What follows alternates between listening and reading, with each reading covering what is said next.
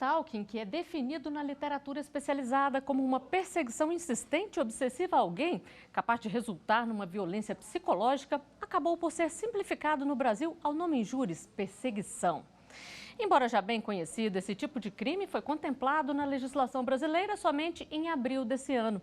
No artigo 5º de hoje, vamos falar sobre essa nova lei, as principais mudanças após a publicação e como ela altera o Código Penal brasileiro. A Constituição diz que todos são iguais perante a lei, garantindo o direito à vida, à liberdade, à igualdade, à segurança e à propriedade.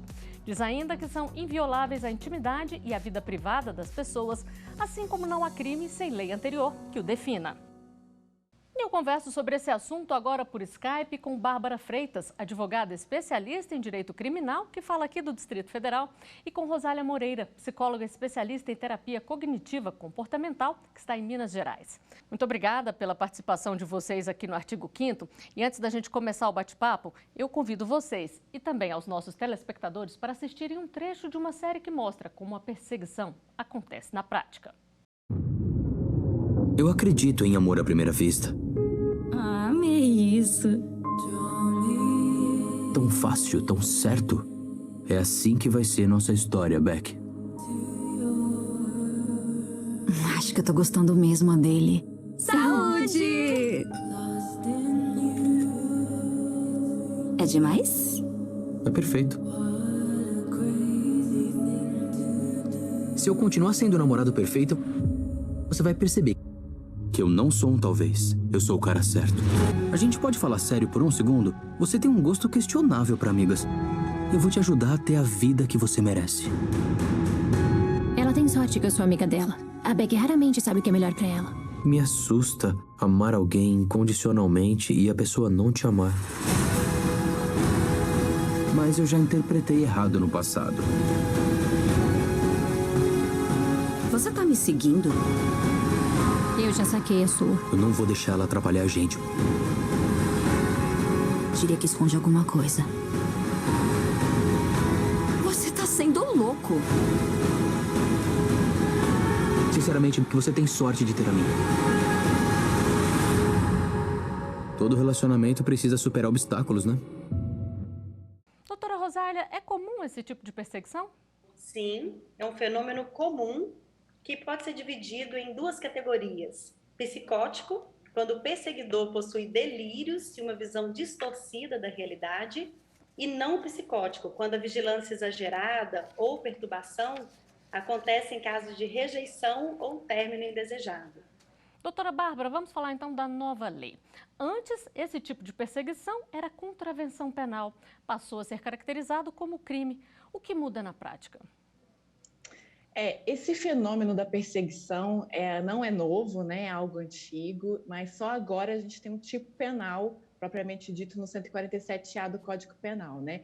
O que mudou? É uma inovação jurídica. A gente tinha anteriormente uma previsão, né, na Lei de Contravenções Penais, no artigo 65, e agora a gente está tipificando essa conduta que é muito importante da gente falar dessa perseguição de uma forma reiterada, então uma forma habitual. É perseguir, é como se vamos colocar assim, de uma seguinte forma que fique bem fácil dos nossos telespectadores entenderem, que é como se fosse uma caça. É quando o agente ele está caçando a sua vítima.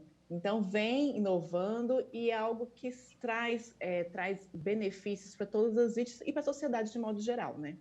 E antes era tido como uma contravenção penal, agora como crime. Na prática, o que isso significa, doutora Bárbara? O que acontece? A Lei de Contravenções Penais, você sempre vai ter em mente que são crimes leves, são infrações leves. Então, assim, tanto é que a pena na Lei de Contravenções Penais, ela vai até 5 anos. Aqui não. Aqui, quando a gente está falando que é um tipo penal, que está no Código Penal, então a gente tem penas que vai até 30 anos. Então, a gente está falando de reclusão, não de detenção. Então, são crimes mais graves. Então, esse é a principal alteração para ficar de forma mais clara, mais concisa, é que na Lei de Contravenções Penais você está falando de crimes, de delitos leves, e aqui a gente está falando de delitos graves, de penas graves, de crimes graves. Doutora Rosália, quais são os prejuízos psicológicos aí para quem sofre uma perseguição? Inúmeros, Flávia, inúmeros. As vítimas, elas podem adquirir comportamentos evitativos, mudando hábitos, caminhos que elas percorrem até o trabalho, até a casa, até mesmo endereços dela, sofrimentos emocionais que podem desencadear a aquisição aí de estresse pós-traumático, né? Ou mesmo surgimento de algumas patologias mentais profundas, como depressão ou transtorno do pânico. E, geralmente, quais são as estratégias aí que as pessoas usam ao perseguir alguém? O perseguidor, ele pode hoje utilizar, né, tanto o meio físico quanto virtual, ou ainda mesclar essas duas opções. De uma maneira repetitiva, persistente e invasiva, o perseguidor, ele liga, ele aparece em locais que a vítima frequenta, ele envia mensagens, ele usa inúmeras estratégias aí, como a doutora Bárbara disse, né, para alcançar aí a sua caça. Então, ele força contatos indesejados, ele invade, ele perturba a liberdade e a privacidade da vítima, além de estar deixando essa vítima mais vulnerável na medida que ele conhece em detalhes os hábitos, as dificuldades, as preferências ou limitações da pessoa escolhida. Esse é um ponto importante a gente ressaltar aqui, porque como a nossa sociedade está extremamente conectada, né? Então a gente tem as redes sociais, então nós, como todos que utilizam, a gente coloca ali as nossas preferências, a gente coloca as nossas rotinas, a gente tem o hábito de marcar os lugares que nós frequentamos, e isso facilita muito a conduta do agressor, a conduta do criminoso. Então, assim, é muito mais... Hoje em razão das redes sociais, está mais fácil do criminoso encontrar a sua vítima e, de fato, conseguir perseguir com mais afinco, com várias estratégias, né? Porque a gente está falando de redes sociais, de e-mail, SMS, e tudo isso está muito fácil da gente ter acesso na internet. Bom, e a gente vai conversar mais sobre esse comportamento aí na internet daqui a pouquinho. Antes, uma coisa muito importante a perceber é o comportamento de um perseguidor. Sobre isso, recebemos uma pergunta de um telespectador. Vamos ver?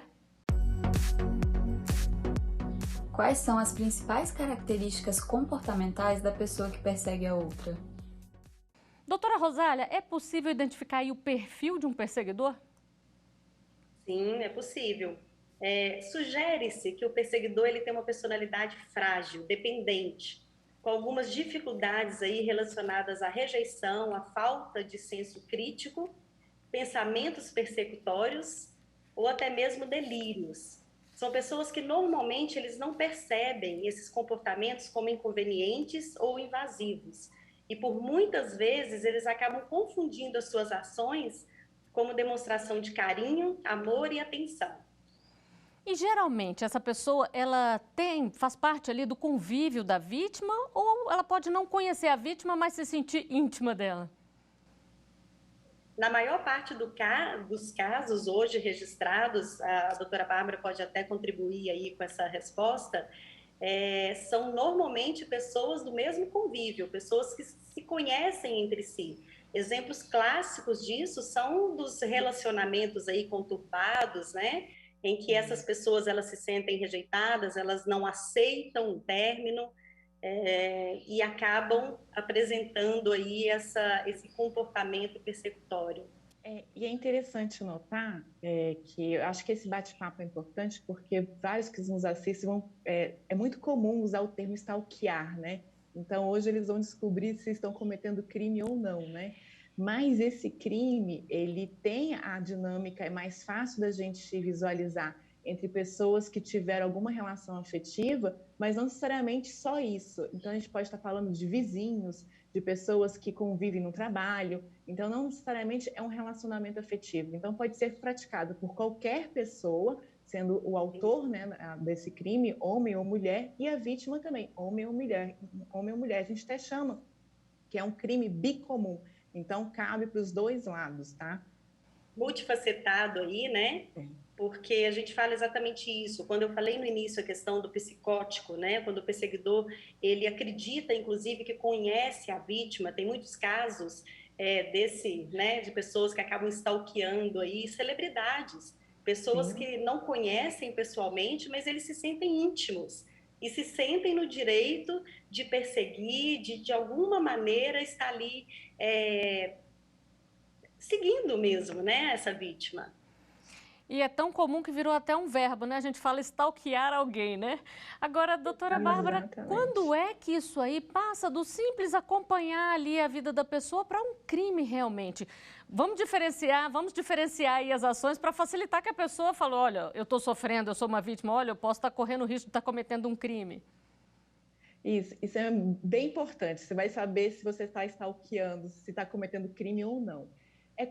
A gente precisa lembrar, gente, que o tipo penal ele traz um verbo, né, que é reiterar. Então, assim, é uma perseguição contínua, habitual. Então, não é um caso isolado. A pessoa simplesmente ela foi, te ligou um dia, te ligou 2 vezes e na terceira vez parou. Então, isso não é a conduta criminosa, é aquela conduta que permanece, é habitual, são todos os dias, a todo instante, a todo momento. É a pessoa que te liga de forma insistentemente, é a pessoa que te manda presentes o tempo inteiro, todos os dias chega um presente, é a pessoa que está te mandando vários e-mails todos os dias, a todo instante. É aquela conduta que é reiterada, ela te persegue sempre, então é algo habitual. Isso vai diferenciar aquela pessoa que, por exemplo, gosta, enfim, tem uma atriz, um ator, alguém que é uma celebridade, que simplesmente vai nas suas redes sociais e curte todas as fotos. Isso não é stalkear, entendeu? A pessoa simplesmente está curtindo, mas não incomoda, não fere a liberdade individual da vítima. Então, é quando a pessoa ela passa a insistência, essa conduta é tão reiterada que ela ofende a integridade da liberdade da vítima. Um exemplo aqui, por exemplo, um drone. Eu estou na minha casa, estou tomando sol e todos os dias tem um drone em cima no meu jardim me observando. Todos os dias, sempre tem aquele drone. Isso é uma perseguição, então a gente está de frente para a conduta criminosa. É diferente da pessoa simplesmente curtir as minhas fotos todos os dias. Ela não está me incomodando. Então isso não me abala psicologicamente, não me abala fisicamente. Então isso não me incomoda. É importante a gente notar aqui que a conduta do stalking criminosa, ela tem que ser reiterada e ela tem que estar de forma habitual, pode ser uma forma física, pode ser a forma virtual, pode ser a forma psicológica, mas é sempre de forma reiterada. Agora, a gente sabe, doutora Rosália, que esse tipo de conduta é uma violência psicológica, mas é comum também o perseguidor ele partir para uma agressão física, por exemplo? Sim, isso pode acontecer, com certeza. Essas atitudes, né, elas podem variar.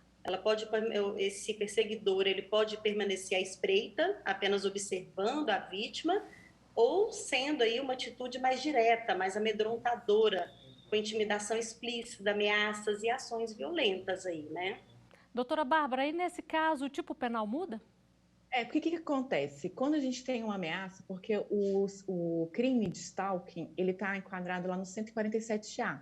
Então, o 147 é o crime da ameaça. Então, a gente sempre tem o tipo penal puro no seu caput, é o da ameaça. Então, é a ameaça psicológica, pode ser ameaça física, então ele simplesmente pode vir com uma chave de fenda, com uma arma, te ameaçar, te esperar nas espreitas, como a doutora bem mencionou, e está te ameaçando. Então, você está incorrendo no crime do 147A, do crime de stalking. Mesmo com ameaça, seja ameaça com a arma de fogo ou qualquer tipo de arma, um canivete, uma chave de fenda, é uma forma de ameaça. Então, você ainda estará enquadrado no 147A. Bom, nós vamos fazer um breve intervalo e daqui a pouquinho a gente volta. É rapidinho.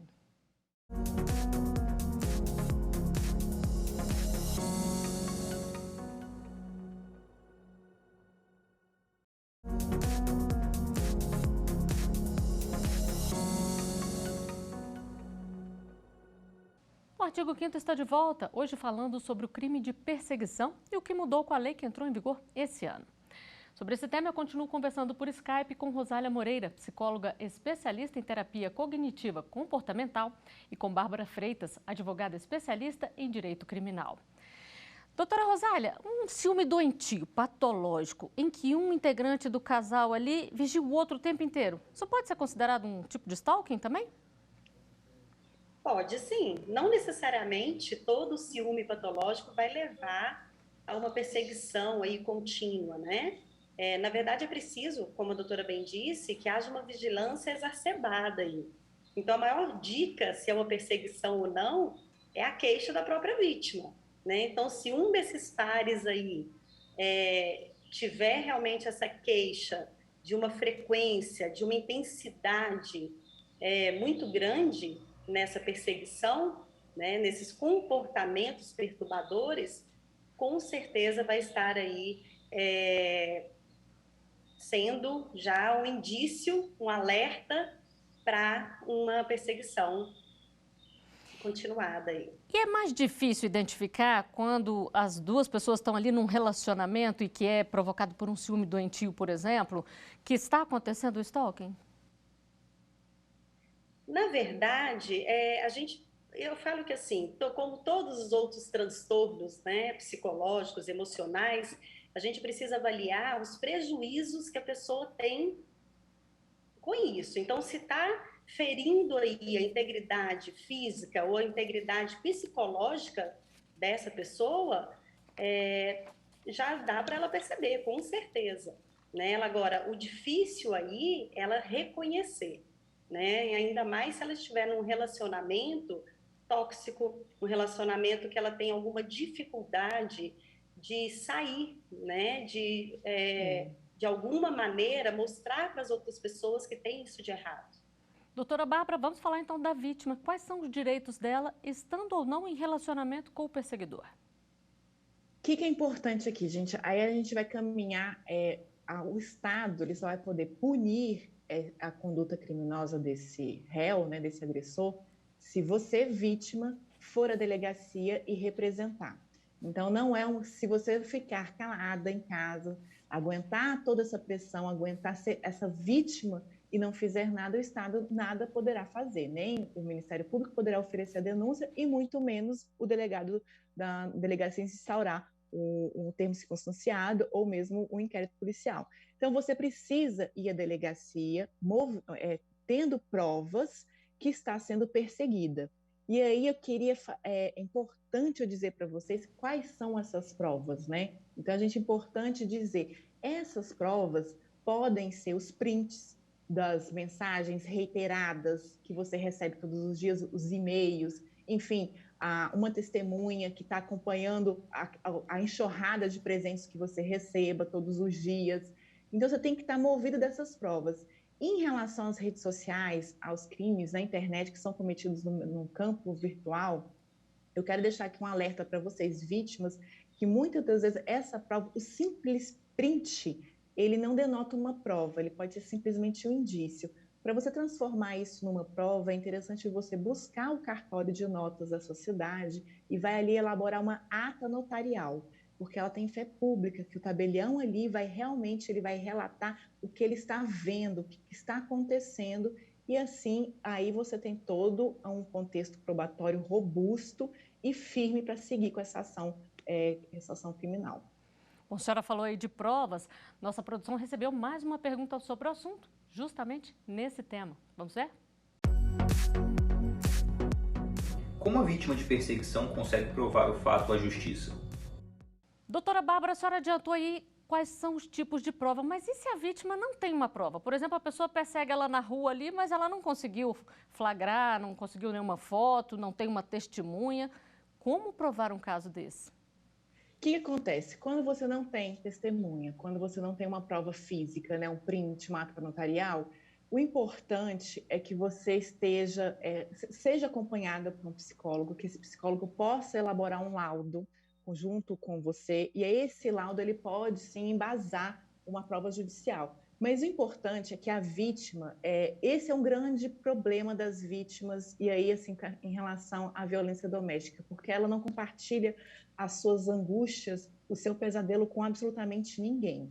Então é importante que ela tenha sim um contato com uma pessoa de confiança, que possa contar o que está acontecendo.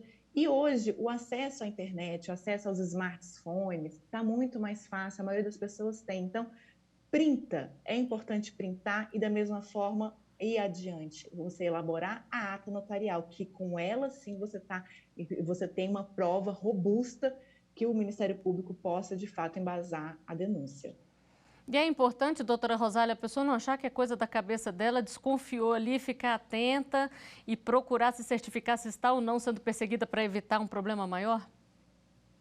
Com certeza. E, na verdade, essa pessoa, ela precisa, por isso que é importante a gente se conhecer, né? E dentro, inclusive, dessa relação, dessa situação, seja de perseguição ou não, porque é muito comum a gente ver nesses casos as pessoas trabalharem até com sentimento de culpa. Aquelas que conseguem levar, né, uma denúncia adiante, depois elas se sentem culpadas, elas se sentem como se elas estivessem traindo aquela pessoa, como se elas estivessem sendo, de alguma maneira, injustas, né, com o agressor, com o perseguidor. Então, trabalhar essas questões aí é muito importante, para ela perceber que, na verdade, a ação, como a doutora Bárbara disse, né, de levar adiante isso, de reconhecer, de compartilhar isso com alguém de confiança, na verdade foi necessária. E que se não fosse o comportamento do outro, né, não precisava da pessoa chegar nesse ponto. Então, trabalhar essas questões emocionais com a vítima é muito importante, é de extrema importância, aliás. E a senhora falou aí da questão emocional. Uma pessoa que passa por um processo desse de perseguição, a gente falou aqui no início do programa dos prejuízos, né, de todo o trauma psicológico, ela precisa de ajuda quando o processo chega ao fim ali para ela se recompor e até tirar esse sentimento de culpa também, voltar a confiar nos outros, doutora Rosália? Com certeza, até para ela não acreditar que aquela experiência negativa, ela vai ser determinante para as outras relações, né? Para ela conseguir seguir em frente com tranquilidade, com leveza. Então, ela precisa entrar em contato com aquele sentimento, com aquela emoção, para que ela consiga elaborar isso da melhor maneira possível, de uma forma saudável, e poder realmente ter uma qualidade de vida aí do jeito que ela merece, um bem-estar, sem carregar o peso, né, dessa agressão, dessa perseguição. E já existem centros de apoio para essas mulheres ou homens que passam por isso, doutora Rosália? Sim, existem em todas as cidades, assim, mesmo que nos centros de atendimentos, isso muda muito, né, de estado para estado. Eu não sei como é em Brasília, mas nós temos unidades de apoio aí, tanto privadas, né, quanto públicas. Então, é importante que essas pessoas possam procurar aí, se a gente estiver falando aí da saúde mental dessas vítimas, mas também procurar as delegacias aí de apoio, né, que também é necessário, mas que elas não fiquem, que elas não acreditem que elas possam passar por isso sozinha. Isso é muito importante, então, que elas reconheçam e que não é um ato de covardia procurar ajuda, ir atrás dos direitos dela, muito pelo contrário, é um ato de coragem. Doutora Bárbara, no caso de violência doméstica, podem ser decretadas medidas protetivas como o afastamento do agressor. E no caso de uma perseguição, isso pode acontecer também? O que acontece? O 147A, quando ele é praticado em casos contra a mulher e no âmbito da violência doméstica, você tem sim ali, vem a Lei Maria da Penha, né? E a Lei Maria da Penha, ela tem no seu arcabouço ali, ela tem as medidas protetivas, né? Que pode estar sendo concedidas pelo juiz, afastamento do lar, afastamento do local de trabalho, enfim, tem uma série de medidas protetivas que essa mulher ela pode estar fazendo uso, sim. E aqui eu queria só lembrar que quando a gente está falando da perseguição contra a mulher e a mulher do ambiente da violência doméstica, há um aumento da pena, entendeu? Então a gente está aumentando essa pena do condutor dessa agressão, né? Do réu dessa agressão. Então, vai ter um aumento de pena, sim. E vamos a mais uma pergunta de um telespectador. Pode rodar. O cyberbullying é um tipo de perseguição? Doutora Bárbara. O cyberbullying é um tipo de perseguição, sim. É a violência praticada contra alguém, né, nos meios da internet. Então, a gente...